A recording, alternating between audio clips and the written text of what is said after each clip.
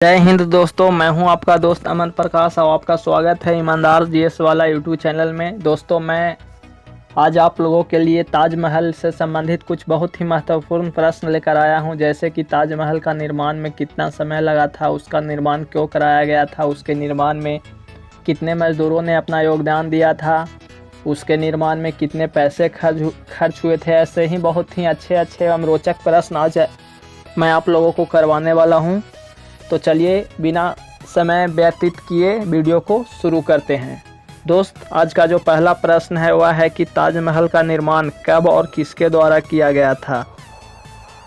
तो इसका जो बिल्कुल सही जवाब होगा दोस्तों वह होगा कि ताजमहल का निर्माण 1632 ईस्वी में, यानी कि 1632 ईस्वी में मुगल वंश के 5वें शासक शाहजहां के द्वारा करवाया गया था। अगला प्रश्न है दोस्तों, ताजमहल बनवाने वाला ठेकेदार का नाम क्या था, यानी कि ताजमहल बनाने वाला ठेकेदार का नाम क्या था। तो इसका जो बिल्कुल सही जवाब होगा कि ताजमहल बनाने वाला ठेकेदार का नाम उस्ताद ईसा था, यानी कि ताजमहल बनाने वाले ठेकेदार का नाम उस्ताद ईसा था। अगला प्रश्न है, ताजमहल बनाने वाला मुख्य शिल्पकार कौन था। तो इसका जो बिल्कुल सही जवाब होगा वह होगा कि ताजमहल बनाने वाले मुख्य शिल्पकार का नाम उस्ताद अहमद लाहौरी था। अगला प्रश्न, ताजमहल बनाने में कितना समय लगा था। तो इसका जो बिल्कुल सही जवाब है दोस्तों वह है कि ताजमहल बनाने में 22 साल का वक्त लगा था। पांचवा प्रश्न, ताजमहल बनाने में लगभग कितना मजदूरों ने अपना योगदान दिया था।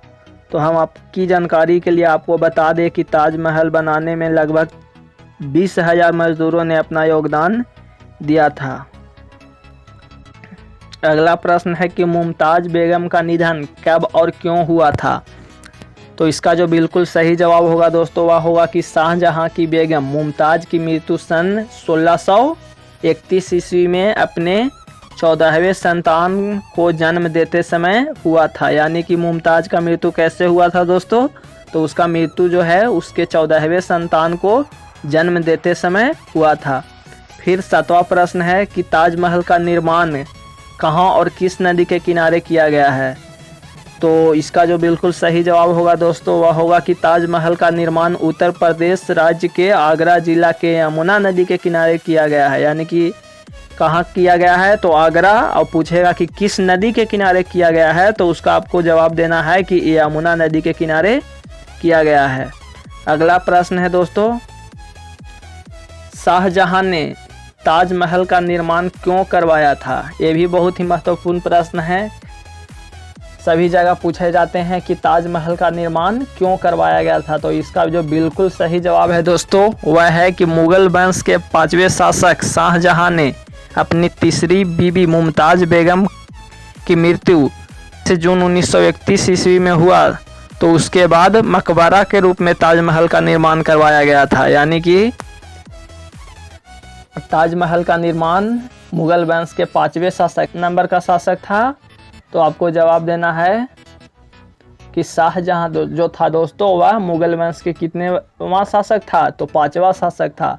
और वह ताजमहल का निर्माण अपनी तीसरी बीबी मुमताज की मृत्यु के बाद उसके मकबरा के रूप में करवाया था। यहाँ एक और महत्वपूर्ण प्रश्न बना है दोस्तों कि मुमताज की मृत्यु कब हुआ था। तो इसका आपका जो बिल्कुल सही जवाब होगा वह 1631 ईस्वी को हुआ था। यानी कि 1631 में मुमताज की निधन हुआ एवं 1632 में जो है ताजमहल का निर्माण कार्य शुरू हो गया था। फिर अगला प्रश्न है दोस्तों कि ताजमहल का निर्माण किस चट्टान से किया गया है। ताजमहल का निर्माण किस चट्टान से किया गया है। तो इसका जो बिल्कुल सही जवाब है वह है कि ताजमहल का निर्माण संगमरमर नाम के चट्टान से किया गया है, जिसका केमिस्ट्री में फॉर्मूला होता है CaCO3, यानी कि CaCO3 से ताजमहल का निर्माण कराया गया है। फिर अगला प्रश्न है दोस्तों कि ताजमहल के मुख्य प्रवेश द्वार की ऊंचाई कितनी है। ताजमहल के मुख्य प्रवेश द्वार की ऊंचाई कितनी है। तो आपको बता दें कि ताजमहल की मुख्य प्रवेश द्वार की ऊंचाई जो है दोस्त वह है 30 फीट, यानी कि ताजमहल के मुख्य प्रवेश द्वार की ऊंचाई 30 फीट है। 9वां प्रश्न, ताजमहल की ऊंचाई कितनी है? तो अगर मीटर में पूछेगा तो 73 यानी कि 70 और 3 73 मीटर, और फीट में पूछेगा तो 240 फीट।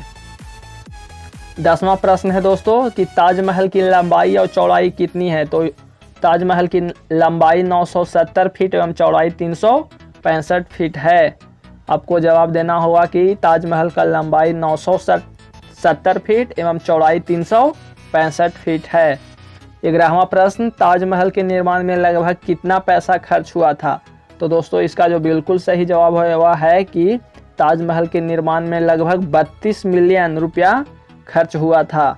12वां एवं सबसे महत्वपूर्ण प्रश्न बताने से पहले मैं आपको बता दूं कि दोस्तों अगर आप हमारे चैनल ईमानदार जीएस वाला पर नए हैं तो कृपया चैनल को सब्सक्राइब करके वीडियो को लाइक कर दीजिए। और 12वां प्रश्न है कि ताजमहल का जो कीमत है वह वर्तमान समय में कितना है? तो इसका जो बिल्कुल सही जवाब है वह है 70 बिलियन डॉलर। 13वां प्रश्न है, शाहजहां की बीबी मुमताज़ की मृत्यु कहाँ हुआ था? तो हम आपको बता दें कि इसका जो बिल्कुल सही जवाब होगा वह होगा बुरहानपुर, यानी कि मुमताज़ का मृत्यु बुरहानपुर मध्य प्रदेश में हुआ था। फिर है कि ताजमहल को वर्ल्ड हेरिटेज साइट का हिस्सा कब बनाया गया? यह बहुत ही महत्वपूर्ण प्रश्न है दोस्तों, इसे आप बिल्कुल याद कर लेंगे कि ताजमहल को वर्ल्ड हेरिटेज साइट का हिस्सा 1983 में बनाया गया था। कब बनाया गया था? 1983 में। 15वां है, ताजमहल को दुनिया के 7 अजूबों में कब शामिल किया गया? तो इसका जो बिल्कुल सही जवाब है दोस्तों वह है कि 2007 ईस्वी में ताजमहल को दुनिया के 7 अजूबों में शामिल किया गया है।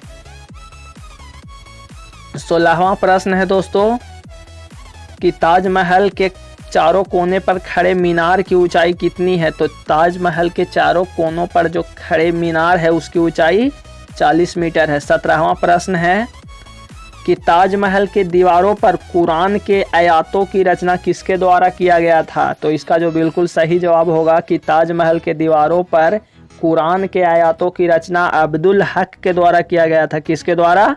अब्दुल हक के द्वारा किया गया था। 18वां प्रश्न है दोस्तों, 18वां प्रश्न आप लोगों के सामने है कि भारत का दूसरा ताजमहल किसे कहा जाता है? यानी कि भारत का दूसरा ताजमहल का दर्जा किसे दिया जाता है? तो इसका जो बिल्कुल सही जवाब होगा दोस्तों वह है बीबी की मकबरा। बीबी की मकबरा कहाँ स्थित है? तो औरंगाबाद। औरंगा कहाँ स्थित है दोस्तों? औरंगाबाद में स्थित है। बीबी की मकबरा कहाँ स्थित है? औरंगाबाद। फिर कहता है कि ताजमहल में लगे संगमरमर कहाँ से लाए गए थे? तो इसका जो बिल्कुल सही जवाब है वह है कि राजस्थान से लाए गए थे। फिर कहता है कि ताजमहल के भूमि विस्तार कितना हेक्टेयर है? तो हम आपको बता दें कि ताजमहल का जो भूमि विस्तार है वो लगभग 17 हेक्टेयर है, यानी कि 17 हेक्टेयर उसका भूमि विस्तार है। आधुनिक समय में ताजमहल की सुंदरता क्यों घटती जा रही है? आधुनिक समय में ताजमहल की सुंदरता क्यों घटती जा रही है दोस्तों? तो इसका जो बिल्कुल सही जवाब होगा दोस्तों वह होगा कि आधुनिक समय में दोस्तों अम्लीय वर्षा के कारण जो है, यानी कि एसिडिक रेन के कारण ताजमहल की सुंदरता घटती जा रही है दोस्तों। प्रश्न है वह है कि आधुनिक समय में ताजमहल की सुंदरता क्यों घटती जा रही है? आधुनिक समय में ताजमहल की सुंदरता क्यों घटती जा रही है? तो इसका जो बिल्कुल सही जवाब होगा वह होगा कि आज आधुनिक समय में ताजमहल की सुंदरता अम्लीय वर्षा के कारण घटती जा रही है। अम्लीय वर्षा के मतलब है कि दोस्तों जो आज हम लोग जहरीली गैसों को वातावरण में मुक्त करते हैं वह जल के साथ क्रिया करके पुनः हमारी धरती पर वर्षा के रूप में आती है, एवं जिससे हमारी पृथ्वी को बहुत ही नुकसान पहुंचता है।